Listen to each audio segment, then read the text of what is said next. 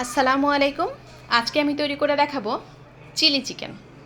এটা কিন্তু খেতে অসাধারণ, অনেক ভালো লাগে। আর চাইনিজ খাবার কিন্তু আমাদের সবার খুবই পছন্দের। তাই আজকে নিয়ে এসেছি আপনাদের জন্য চিলি চিকেন। এখানে আমি ব্রয়লার মুরগি নিয়েছি, হাড় ছাড়া মাংস নিতে হবে।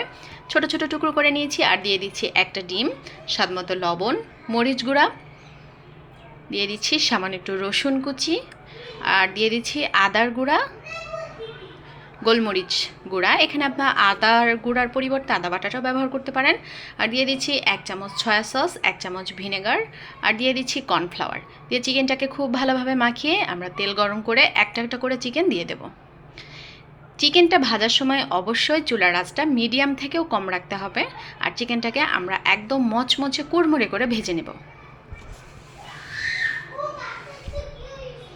চিকেনটা যখন একদম সুন্দর ব্রাউন কালার চলে আসবে, ঠিক এ পর্যায়ে আমরা চিকেনগুলোকে উঠিয়ে নেব।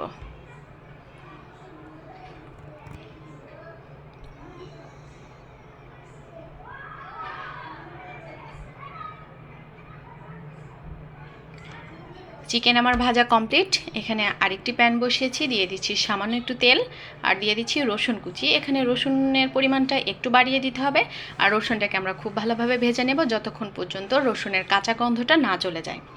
আর এখানে আমি দিয়ে দিচ্ছি টমেটো সস, আর দিয়ে দিচ্ছি চিলি সস, 1 চামচ ভিনেগার, আর দিয়ে দিচ্ছি 1 চামচ সয়া সস। দিয়ে এটাকে খুব ভালোভাবে নাড়াচাড়া করে নিতে হবে। যখন সসটা একটু ঘন হয়ে আসবে, এ পর্যায়ে আমরা 2 চামচ কর্নফ্লাওয়ারের মধ্যে সামান্য একটু পানি দিয়ে খুব ভালোভাবে গুলিয়ে নেব। আর দিয়ে দিচ্ছি সসের মধ্যে। এই পর্যায়ে কিন্তু চুলার আঁচটা একদম মিডিয়াম থেকেও কম রাখতে হবে। দেখতেই পাচ্ছেন অনবরত নাড়াচাড়া করতে হবে।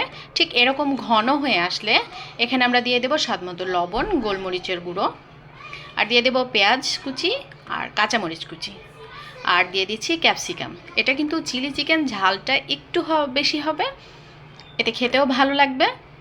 এটা আমরা 2 থেকে 3 মিনিটের মতো একটু রান্না করে নেব। আর দিয়ে দিচ্ছি 1 চামচ চিনি। এ পর্যায়ে আমরা দিয়ে দেব সে ভাজা চিকেনগুলো দিয়ে অনবরত নাড়াচাড়া করতে হবে। এখানে যদি চুলার আঁচটা বেড়ে যায় আর নাড়াচাড়া না করেন তাহলে কিন্তু সসটা নিচে লেগে যেতে পারে।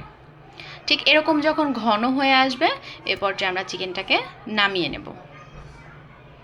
আমার কিন্তু চিলি চিকেন তৈরি করা কমপ্লিট। এখানে আমি পরিবেশনের জন্য একটু ওপরে তিল দিয়ে দেব, সাদা তিলটা। তো আপনারা চাইলে এটা নাও দিতে পারেন। তবে আশা করছি আপনাদের অনেক ভালো লাগবে আর সবাই ট্রাই করবেন। সবাই ভালো থাকবেন। আল্লাহ হাফেজ।